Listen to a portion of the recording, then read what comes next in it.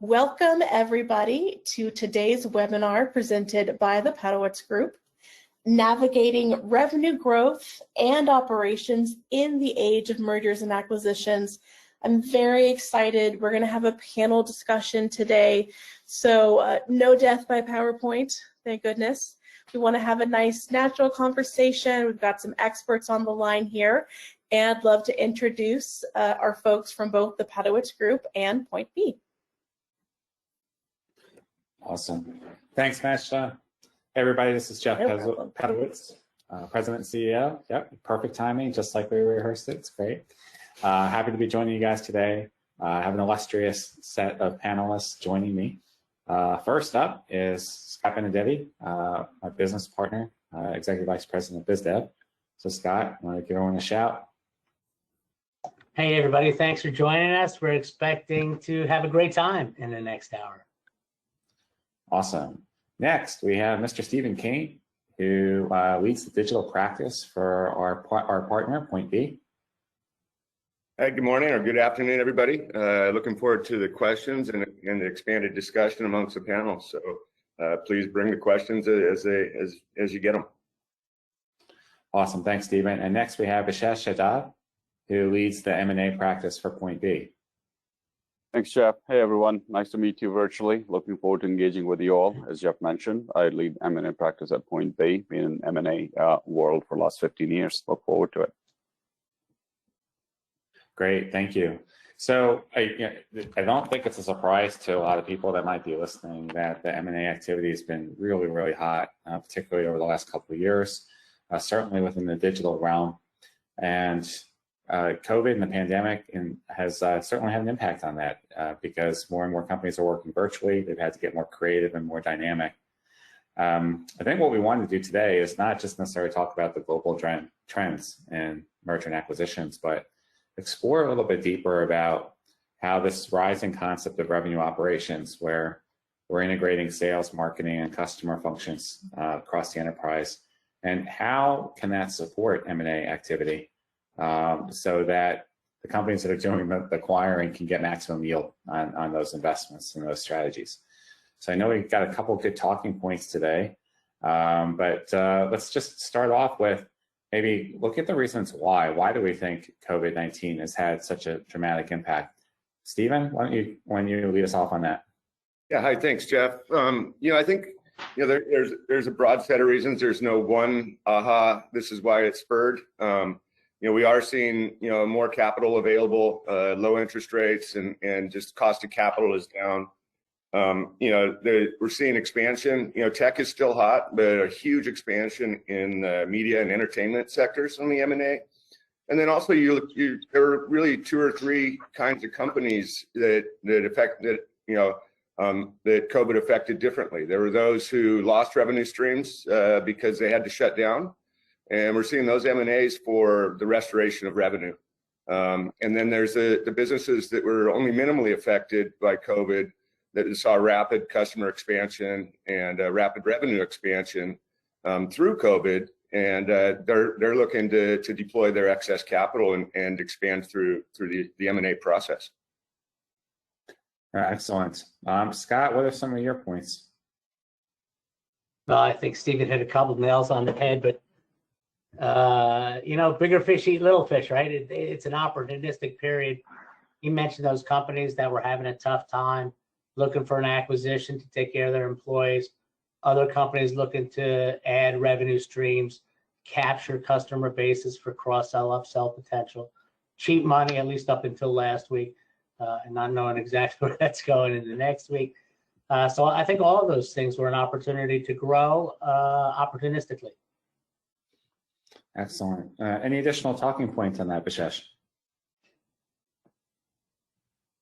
Yeah, I think what Steve and Scott mentioned. It's quite spot on because even during the entire pandemic, the borrowing rates were fairly low, and then initially we did see a dip in 2020 a little bit, but I think that was mostly because people trying to come to terms with what's happening, how to move forward. But once that was all settled, I mean, we saw a spike, right? 2021 was a record-breaking year for M&A from a deal count perspective, from a deal value perspective, what have you. And 2022 is on track because, like Scott mentioned, right, borrowing rates are still low.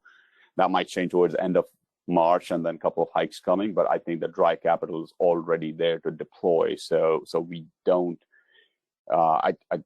we haven't seen any markers where it was slowed down in 2022.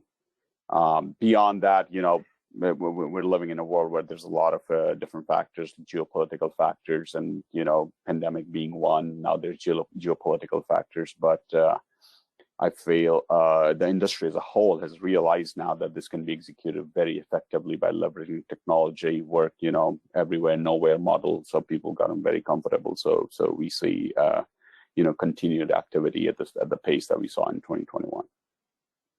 Yeah, and along those lines, I think while U.S. companies have been doing this for years, offshoring, nearshoring, I think we've seen an exponential growth of leveraging a number of different markets, both established, let's say like India, and even Eastern European, like Poland. But we've also seen a lot of new and emerging markets. We see a lot of companies doing business in South Africa, in Colombia, Costa Rica. We also see a lot of activity in the APAC rim. There's a very strong youth movement, technology savvy in Cambodia, Vietnam, the Philippines, and where they have all the brain power, but cost of living standards are different, but they now can access worldwide capabilities. So I think we see a lot of companies leveraging that as well. Asha, next talking point.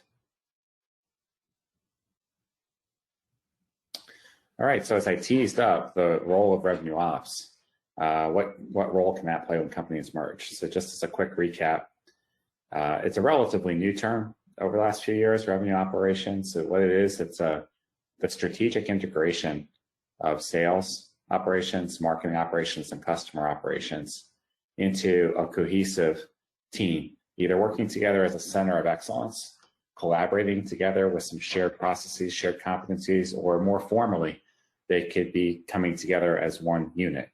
And it integrates technology, integrates business processes, metrics to support all the revenue-facing functions. And it's designed to deliver a better customer experience while reducing costs and making companies more efficient. So that's really what revenue operations is. But specifically for this topic today, then, how does revenue operations, and what role, I guess, does it play when these companies are merging? Vishesh, why don't we start with you? Yeah, Jeff, right. I mean, that's one of the biggest goals, of any merger and acquisition, right? How do we increase the revenue? How do we minimize the operating expenditures, right? That whole EBITDA enterprise value increment goal, that's the fundamental goal for all these transactions. And we've seen this along the lines, where sales ops used to be its own thing and on the silo, and a lot of friction between how you combine the sales organizations, the incentive plans, and technology, leveraging technology, and so forth. But there has been increased understanding of looking at it holistically as a sales and rev ops together, right? How do you, and it goes back to, maybe it's a cliche, but people, process, technologies, right? And one of the things that we've noticed since we moved to this post-pandemic model of executing M&A deals, leveraging technology remotely, what it has done is it has brought the integration and carve-out efforts a little bit to the forefront, whereas sometimes, they would be left till the very end, and then everyone's scrambling to do things, and you're not realizing the value or capturing the value as you should. And now we see planning starting to move a little bit upstream, towards the tail end of the diligence process and things like that.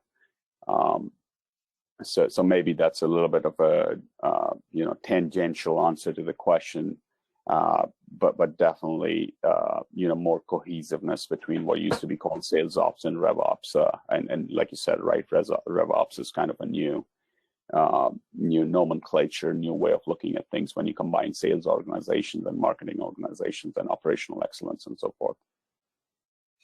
Okay, good. Scott, what are some of your thoughts?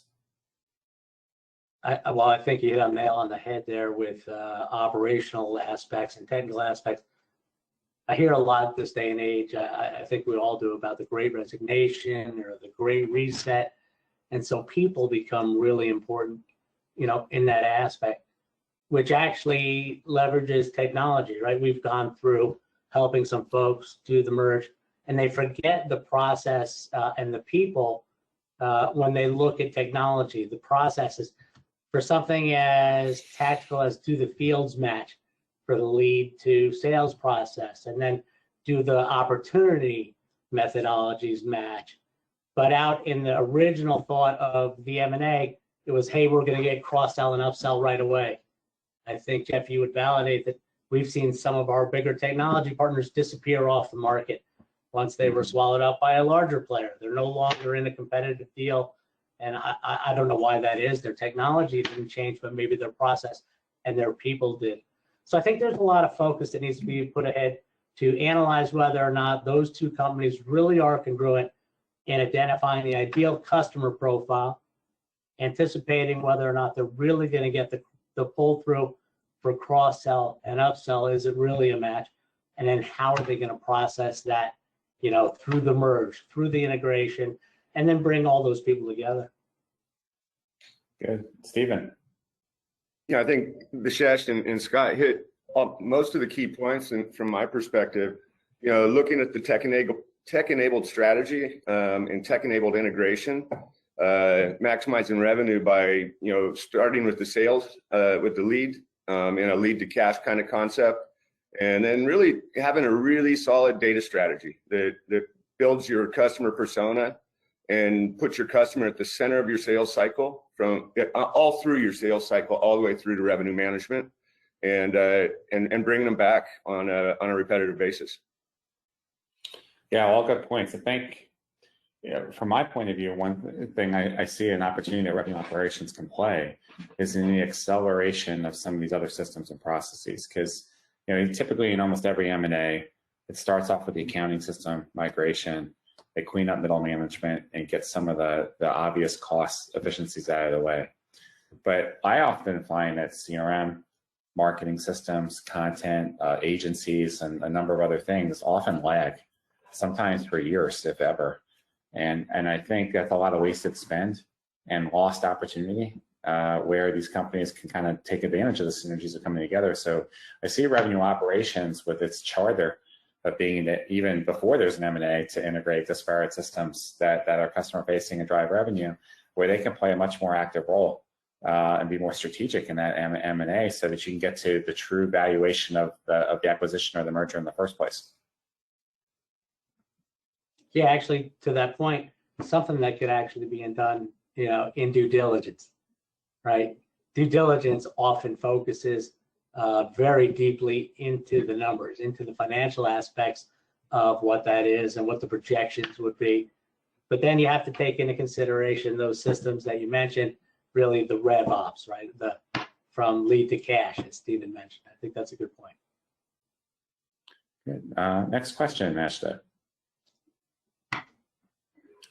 So what key areas should you focus on during M&A activity? I think there's probably a lot of standard lists, right? And things that you should or shouldn't do. But Scott, why don't we start with you this time? Where should companies focus on? Well, everybody focuses on finance. We always get pulled in that direction when they talk to us. But I'd like to focus on the customer. A lot of companies we talk to haven't put together that full view of the customer, from prospect, lead to cash is kind of the moniker from a financial standpoint. But who is the customer? Who's the ideal customer? What personas do you sell to? Do they mesh? Is there an output that you're going to get that really meets that cross-sell and upsell and pull through? And then customer service. It's an aspect I think is left really untouched until after the fact. And so then you have the customers of the two merged companies wandering through a longer period of time. Once the announcement's made, once the procedures are closed, they wonder where they're at. They haven't been communicated with, and they don't know whether or not they're going to get better customer service, less customer service, or more. And that's an entire aspect of that forecast that then doesn't appear. Meanwhile, competitors are circling like buzzards, and they're out there trying to steal customers because they're using that in what we call sales FUD, right? Fear, uncertainty, and doubt, and trying to take advantage of the merger. We've certainly seen a lot of that over the years with the tech activity for sure. Stephen, what do you think? Thanks, Jeff. Yeah, like Scott said, lots to consider. You focus on the financials. You focus on the technology integration, the brand, the culture, and I think a simple answer is all of it. And following up on Scott's comments on lead to cash, in an ideal world, the integrations would be tech enabled, and they would go on the lead to cash concepts. Bringing the customer experience, not just the customer experience, but the employee experience together also, to increase the customer value.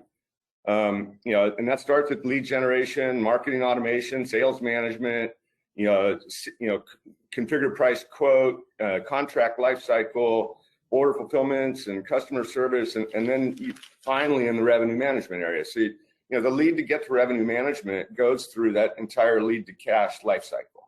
And you can't only focus on the revenue.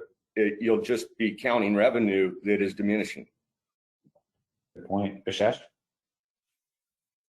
Yeah, I mean, like what Steve touched on, Scott touched on. I mean, I probably what I would say is, change management is one of the biggest pieces. Always used to be important in M&A, becomes even more important in distributed virtual environments. And we think about change management, what does that entail, right? Internal change management, external, your customer, suppliers, and so forth. And just from a personal perspective, right? I mean, I've participated in quite a few M&A deals. I focus on operational due diligence quite a bit, and that old model of looking at things within the silo, right? I mean, once the deal closes, you put a couple of guys and hope that they'll figure it out. It's kind of becoming obsolete very quickly. And there's realization too of that model becoming a little bit obsolete. For example, right? I mean, you look at technology of a company, how you're going to integrate them or carve them out. It's not enough to just look at those things in silo, and it's not just about throwing technology and hoping it sticks. Because unless you have the operational overlay on evaluating, for example, technology, you're always going to miss out on the key drivers that are behind the deal.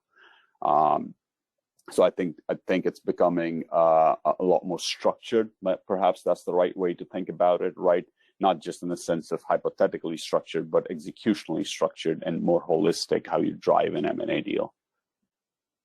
Yeah, and I think along those lines, thinking about change management, the employee, the workforce, I think is another area of focus, especially given now what's been happening over the last 2 years, Great Resignation, changing expectations, which is spurring even a lot of this M&A activity in the first place. M&A shouldn't just be about eliminating, duplicitous positions and looking to streamline efficiencies and putting the employees together in some optimal org chart. I mean, these are real people. And the fact of the matter is they're already overloaded, between all the technology and tools. We're from a productivity standpoint, we're asking today's workers to do way more than they ever have. So I think in light of change management and what's going on, I think we have to look at an M&A as a catalyst, as an opportunity to reinvigorate and to improve the workforce, not just give them more things to do on top of an already loaded thing, right? And so it can open up a lot of new potential areas for growth for the employees, which could be exciting. I think we just maybe want to be a little bit more cautious in our rush to streamline, right, and reduce costs. Right. Yep. And Jeff, I'll just add one last point is, in an increasingly digitized world, data is the bedrock that brings this all together, and preserving the knowledge of both organizations in an M&A and bringing that into a data management framework that preserves and makes available the knowledge of both organizations in a format that can be leveraged for a singular organization to move forward is increasingly important. The data is it's a living, breathing thing. I couldn't agree more. And companies still only pay it lip service. Everyone says that data is important, but we keep finding that they invest to get more data, but they don't invest enough to take care of that data and turn it into intelligence, turn it into segmentation, into insights. So yeah, your point's well taken. Not only that, the one phrase knowledge management, I think, is an oft overlooked asset. 2 + 2 should equal 5. It shouldn't equal 3. And so there's that inherent knowledge in people, in silos, that's got to get out and become data, become searchable data, so that the entirety of both organizations, whether departmentally or as a whole, can take advantage of additional capabilities and become a stronger organization or stronger unit as an organization after the merger. Great point. What do you have for us next, Najda? All right, what working relationships do the various components of revenue ops need for cross-functional collaboration? Vishesh, why don't we start with you? Yeah, I think Jeff, right? I mean, you pretty much captured it in one of the early questions that we talked about. Your sales, your marketing, your customer success people, your implementation teams, your design teams. Oftentimes if you're developing a custom solution, right? I mean, what that product management strategy is, if it's overall aligned strategically. Do you have the best talent and the right size talent, those type of things, because oftentimes you can see some of these elements be bloated or understaffed or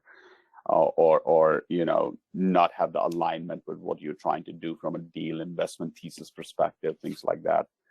So looking at all of this and holistically, right? I mean, bringing it together is in my experience is what gives you a holistic picture of where are going to be the opportunities and where are going to be the risks from a RevOps perspective, right? And oftentimes the tendency is typically to focus a lot on the risk side of things. What are you going to have to spend to mitigate the risk? But then we also have to realize, right, M&A, that there's a cost to opportunity as well. There's money to be spent on increasing the value of the asset as well. So looking at both of those things and focusing on different elements that entail those two things, either mitigating a risk or realizing an opportunity. Good, Stephen.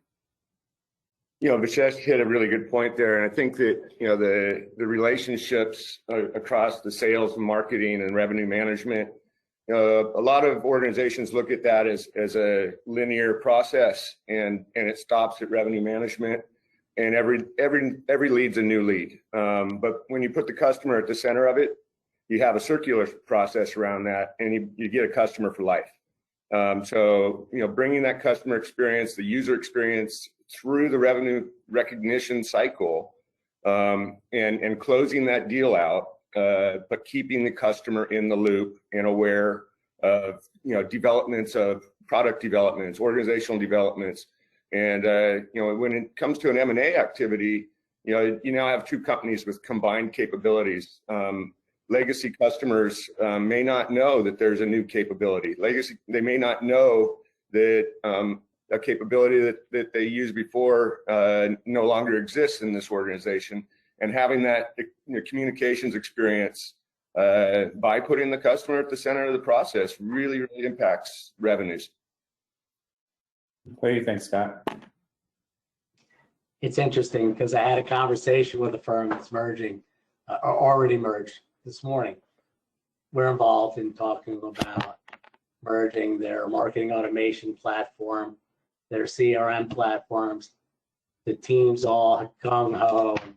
So we started talking about it, and we said, okay, well, every conversation between us increased scope, right? So let's use some real examples. I need every historical fact from all of my lists, all of my campaigns, blah, blah, on and on and on. And so that's one side of the merger they acquired. On the other side, they just wanted to make sure leads get to sales, but they didn't know which sales. And so all of these decisions bubbled up. And then they started to say, hey, Scott, is that going to cost more? And of course, I said yes. And, it's a bigger lift than they anticipated. And then they said, okay, so we might cut that back, right? So we have 50 forums, 50 landing pages, 75 campaigns, where they initially estimated they had, 20 or 30,000 people to bring over on data. It's 60,000. And then suddenly it was, oh, we just need an email template. We just need to start up fresh. We don't need any of the old campaigns. And let us check the data on how many people are really active. So suddenly they were able to pare it down from one number to another, which was significantly less money, less capability, but they were able to actually then talk about how can we leverage what we were acquired by, right? What is the product set? Where do we align from an ideal customer profile? And it was interesting because I had some people directly involved in that line of business. I had them review their account outside, right? Third party. And they gave me some different insight that we were able to bring to them. So the perspective of the customer or potential customer, I brought to the conversation, and that opened up a whole new avenue of things we could talk about in the future. And all through those conversations, at least in this one meeting, which was our early meetings, they never really talked about how do we fix people that log cases. They had neglected the entire case or problem resolution model in the process, which is a key aspect of interacting with the customer. So these are not hypotheticals that we're talking about here. That was a real case study, just got off the call 2 hours ago, and really opened up their eyes to some of the things they should have considered probably well before the merger, but at least definitely have to consider now. Yeah, like Scott, like the old saying goes, the more you sweat in practice, less you bleed in war. Right? maybe too dramatic, but it holds true. It holds true. We've all heard that number, right? The 70% of the M&A projects fail. I think that distinction is a little bit too dramatic. I don't think they necessarily fail. I think they fail to capture the value they thought they were going to capture, because if it was a pure failure, we still won't see the type of activity we see, right? But I think it fails at a certain elements to realize its potential as close to it as they possibly can. Yeah, I was thinking of a different phrase, and that's something, but I like that one. So I was thinking, the adage that structure should follow strategy, not strategy following structure. And I was thinking through the example you were talking about, Scott, and I think what happens too often these times, so the strategic decision for the acquisitions made at the board level, strategy level, understood. But then the mechanics of doing the migrations are pushed down into the lower levels of the organization with limited budget, very high focus on prioritization and key systems. But there seems to be a disconnect between the bigger strategy and why it was hired, and then what would make for a good M&A and a better plan going forward. So the teams tend to dive in, are shackled by budget or resources or both structure. And so they often end up making suboptimal decisions, which end up shortcutting. So when I think about the role RevOps can play, again, it's about, you had mentioned even earlier, Scott, just getting involved in that initial evaluation so that you can plan this much better. And I think we'll have much better impact. All right, Najla, next talking point. How do you address organizational structure and operating gaps? Good one. Stephen, why don't we start with you? Jeff, you just had a great lead in with the structure should follow strategy. Maybe somebody. It's almost like we planned it that way, right? Almost. So how do you address the organizational structure and operating gaps? It starts with strategy. And quite frankly, every M&A is a transformation of both organizations. I spent a lot of time with a client yesterday, and they're having some post-integration challenges about structure and about technology. And so we're really looking at walking them through, and spent a long time yesterday walking them through the fit for growth concepts. Where a clearly defined strategy, a clearly articulated strategy, is the lead in on it, and then recognition of your differentiated capabilities or your competitive advantage through the merger. What did the merger bring you? And then aligning your costs on your structure, on your goals and your strategy, and then really organizing for growth. And it's a fully informed organization when you go through a process like that. And you can underlay that with the lead to cash concepts that we've talked about already. on, how do you have that strategy to bring revenue cycles from lead all the way to revenue recognition. So that's how we're looking at it. And there's a lot of models to look at it, but that's one that we're using right now. Okay, Vishesh? Yeah, I mean, spot on. I mean, there's really, nothing much to add here. I mean, ultimately, it has to tie back to the business case or investment thesis, if you will, business case being an extrapolation of investment thesis. Especially, I think it becomes even more important from an M&A transactions that are private equity driven, because there's always that exit goal in mind, right? I mean, strategics are a little bit operated a little bit differently. Doesn't make it any less important, but drivers tend to be a little bit different. But I think at the end of the day, any activity that is undertaken as part of that M&A initiative has to drive back to that business case, that strategic goal, what you're trying to accomplish as a business. Okay. Scott? Well, I think Vishesh brought up a big point. There are different types of mergers and acquisitions, different sizes, and that whole private equity piece is a little bit different than two existing or two older organizations that are coming together for some benefit. And so that strategy has to drive that outcome. I relate it back to the discussions that we have here internally. And you've got to have the right checklist, the right models, the right analysis. But if experience is any lead in, there are probably operational gaps that exist on both sides of the traditional merger and acquisition merger, right? Not the equity investment, but the merger. And so you probably have to identify what those gaps are to begin with, understand that both organizations have gaps when you come together, and then go back to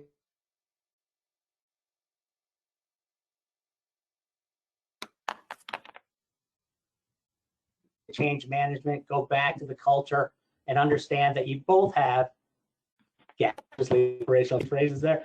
And then it's an opportunity to bring them both together. You could solve multiple problems for both organizations in the one transformational effort of the acquisition.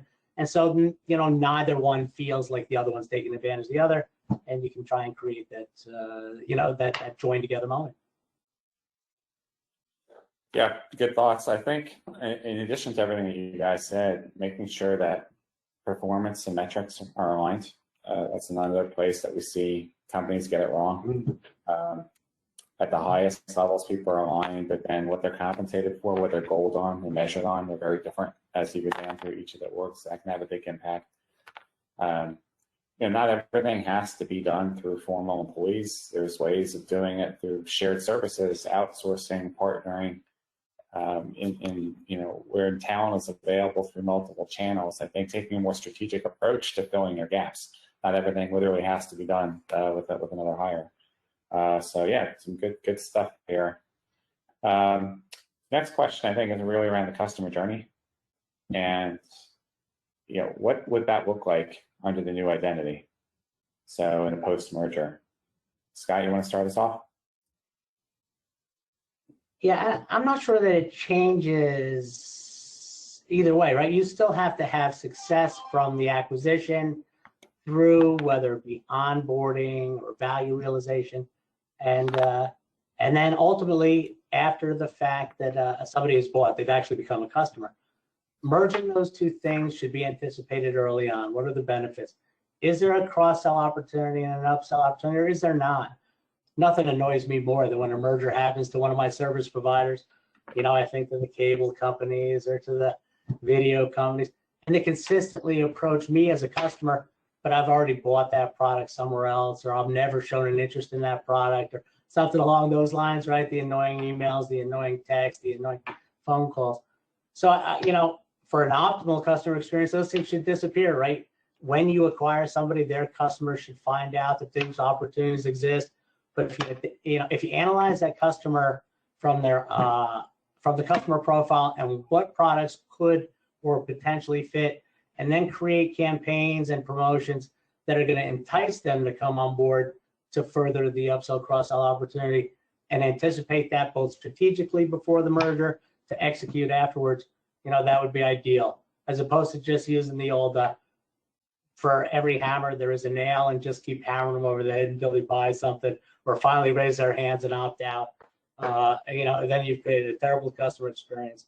You've lost that loyalty and the opportunity for them to actually advocate on your behalf. They'll probably look for someone else as a provider. What do you think, Stephen? I think Scott's exactly right. I chuckled a little bit, and the worst kind of communication is, from a service provider that you're already paying, that's trying to get your business. So, I'll rest on communications, both internal and external communications.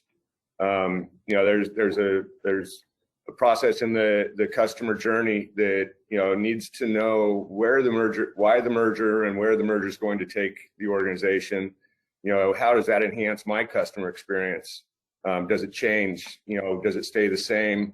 Have I just, have I moved into a new organization that doesn't support my values, or am I more supportive of this organization because it's aligned with my values and the products that are offered? So, both, from a customer communications and from a internal employee communications, because that's how they're going to communicate out at the delivery level.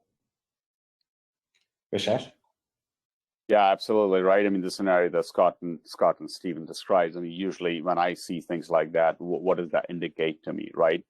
The planning, the adequate planning didn't happen, or it was an afterthought, things of that nature, right? And because ideally, if you were to plan it right around the diligence when it's about to conclude, that'll be part of your GTM integration planning, or separation planning, what have you, under which you would look at sales ops and rev ops and customer success, customer journey would be a part of that planning, right? If we did that right at the right time, and by not doing it, the risk that you have, right? I mean, it's twofold, really, right? I mean, you erode the existing value that individual businesses have all with the customers, because both customers now have a bad experience, or you fail to create the value from the synergies that you're looking to create. So the risk is twofold: eroding existing value and not achieving the values that you set business value that you set out to achieve. So I would say, the key really, plan early, plan often, communicate early, and you can't communicate often, especially in an M&A scenario, right? I mean, there's no such thing as too much communication when it comes to M&A, especially when things are moving so fast for so many people. And one of the biggest things that we have seen is success factors is when you bring in an expert from the outside, and it's not necessarily just because you may or may not have the expertise within the two firms, but also when an M&A, I mean, it's almost very, very common to have biases, right? Both companies will have biases that we do it the better way, we do it the better way. So you kind of bring in someone who's done this before. They can not only help you from an expertise standpoint, but also have that objective lens to look through it, which is neither company A's lens or company B's lens, as the lens of what you're trying to do as a combined entity. Yeah, I think a slightly different take on it from my point of view is I think companies approach this maybe even strategically, altruistically. Hey, Venn diagram, our business plus your business is going to serve the market better. It's going to serve our customers better. But it's really almost from like acquiring chips, around the battlefield, when the reality is neither company probably has actually even defined the customer journey for themselves yet. And even if they haven't operationalized it.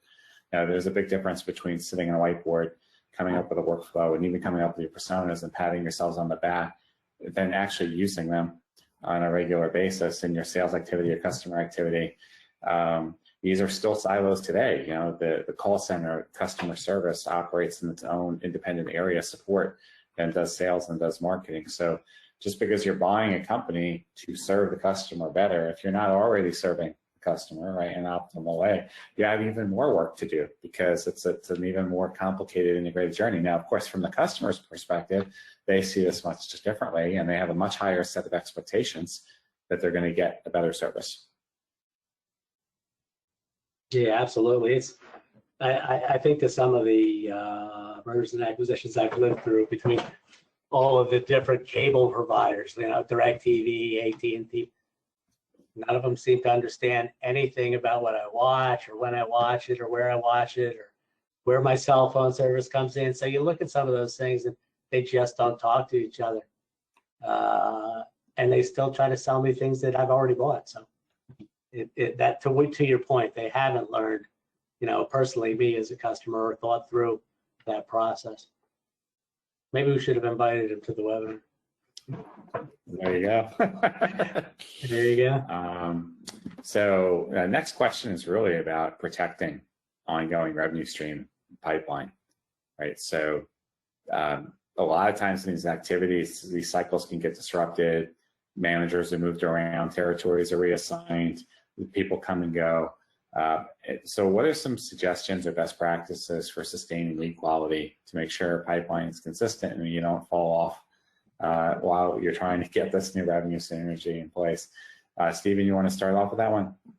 Yeah, thanks, Jeff. Sustaining that lead quality is keeping the customer in the loop. And the best customer is a repeat customer. Making sure that you capture that data and that persona, and that when that customer comes back, that they know that you know them, and that you're part of their family, and so that goes back to the whole lead to cash concepts, where the lead and the ability to move from lead to sales and sales to quote, and all the way through to order fulfillment and revenue recognition, in keeping the customer in the loop along the way on how that journey is working.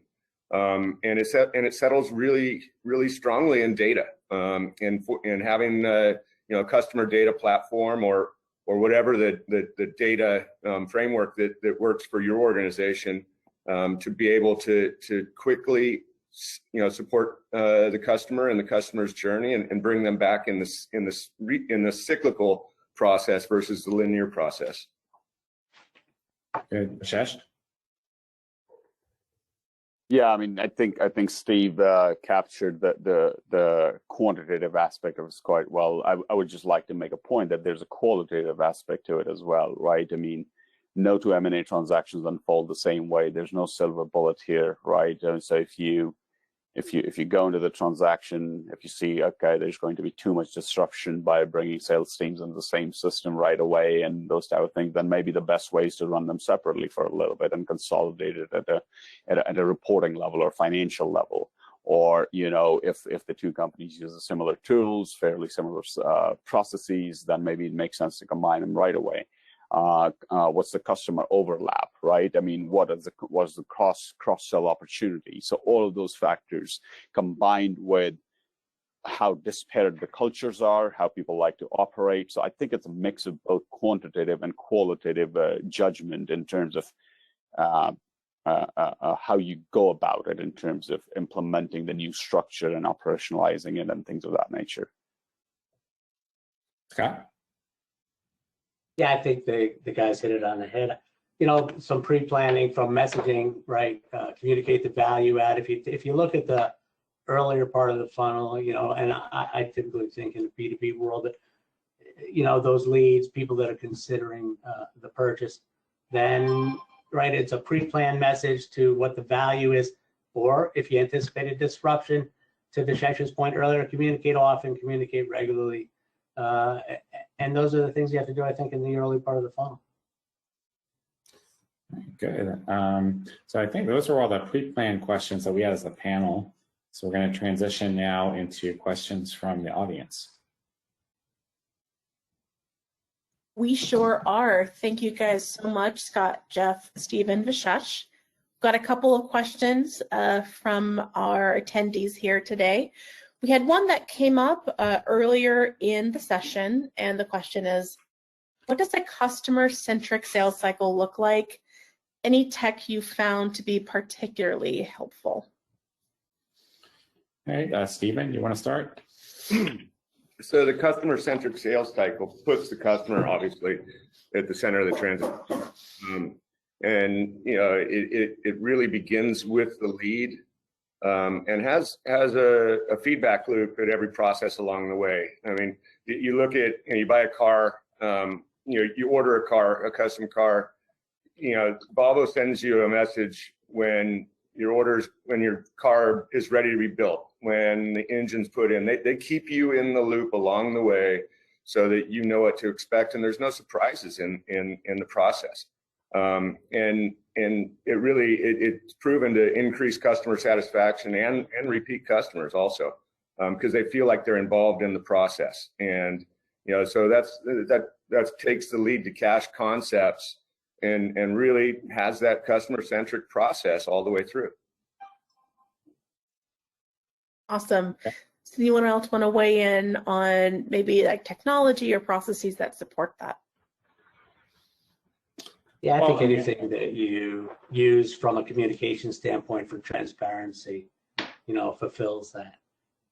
Go ahead, Jeff. Yeah, I was just for a quick perspective. I'm actually working on a M&A IMO planning right now. I was just talking to our client yesterday, and they did a couple of small acquisitions and integrations prior to us working with them on this third one.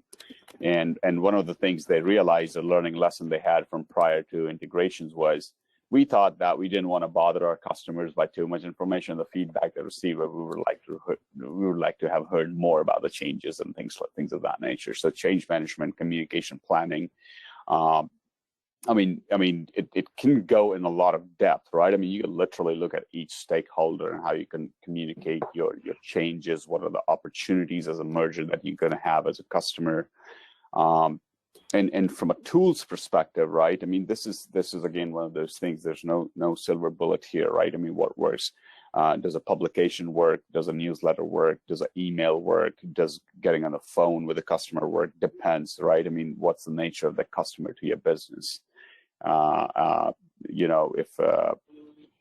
If it's one of the really large customers, you probably take a different approach. So it doesn't hurt to actually look at it from a customer by customer perspective, unless you have so many customers where you can bucket customers by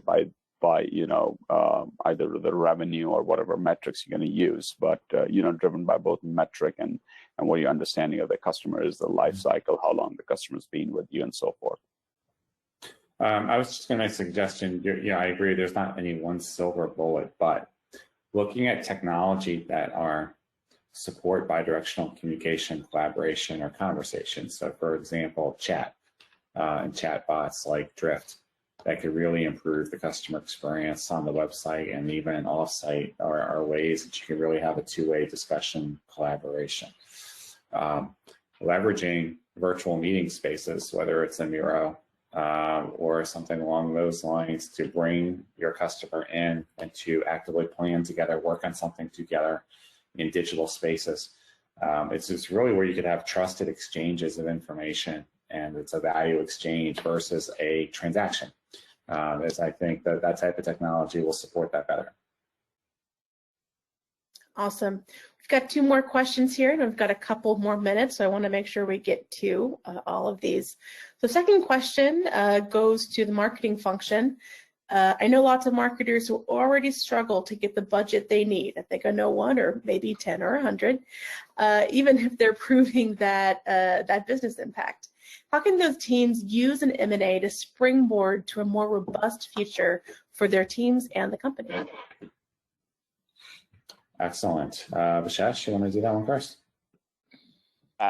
So I think how we have historically found success to be able to get in front of these type of issues is, when you're doing your planning from an M&A perspective, you come up with your charters at a functional level, and then ideally, if you've done it right, it all rolls up at an IMO level, and at IMO level, you can set up some guidance and controls in terms of if a team needs to have some expenditures, what those thresholds look like, right? If it's under $5,000, does the, for example, marketing functional team leader, do they have the authority to go and spend those $5,000? If it's going to be more than that, what are the threshold controls around it? Then it goes to the steering committee and things like that. So if you're set up in a way where you could get get in front of those some anticipated issues, and you've got mechanisms to deal with them rather quickly, then I think it becomes a lot more effective process, and then you can incorporate it into your planning process, your charters, and become more structured around that. And that kind of flows into when you get into the execution phase of it. That makes sense. And I would imagine, those marketers who are, proving that business impact have those forecasts to be able to, input into those plans, into those charters in a way that, would be able to prove that impact for the future. Speaking of fast-paced, we do have another question. And this question is specifically for the financial services industry. And this question is, how would this discussion in general impact the fast-changing financial services market as banks learn from the quick pivots of fintech startups? Good question. I think, there's multiple dimensions in that, right? So I think every industry is transforming right now, and certainly financial services and what people are expecting. So I think this is just really an opportunity to revisit what your customer experience is like through a digital world. So if you're in traditional banking, the role of the traditional branch has changed a lot. So even if you're, so for example, here in Atlanta, we had a big merger between BB&T and SunTrust Bank to form Truist, and now about who are banned. But it's not just about, let's say, combining locations and looking at coverage, right? It's an opportunity to reimagine the digital experience and how you can serve your customer through these different channels. And that's really what fintech has been as a great disruptor outside of M&A. It's made it so much easier for us to move money around and the most basic things through all different kinds of creative approaches. And so I think financial services has to do the same thing. It has to look at the role that technology plays in an ever shrinking global world. And even outside of M&A, is start making those investments in those areas that are going to accelerate the customer experience through digital channels. Right. Everything is faster, real time. Right. Yeah, that's a good answer for the amount of time we had left there. It's a topic for a webinar in and of itself, I suspect. Yeah. I would think so. Jeff, did you have something valuable to add there? No, I was just going to add, right, when we think about financial services, right, you do the best you can do from a technology standpoint to kind of, counter the challenges that you see from fintechs, but there's always going to be the regulatory aspects of it, right? I mean, big banks and credit unions and so forth. So I think it's important to focus on what you can focus on in terms of improving service and customers. Like I can take my example. I can't remember the last time I went to a bank branch. So, and I know a lot of people are like that. So, technology definitely has a place there. I would agree. Yeah, I think that Vishesh and Jeff, you're on to something there. In the financial services and the banking world these days, you're not really a bank or a financial services company anymore. You're a digital company with a bank fronting you, or a financial services company fronting you. And if you don't think that you're a digital or a technology company, and you try to maintain the legacy capabilities and customer interactions, you're gonna go by the wayside. I absolutely agree. And I'm going to squeeze in one question with 2 minutes to go, so I think it's a really good one. And the question is, what is the biggest pitfall people don't think about enough? What's that common mistake that typically gets left in an M&A activity? Over expectations, under planning, under funding.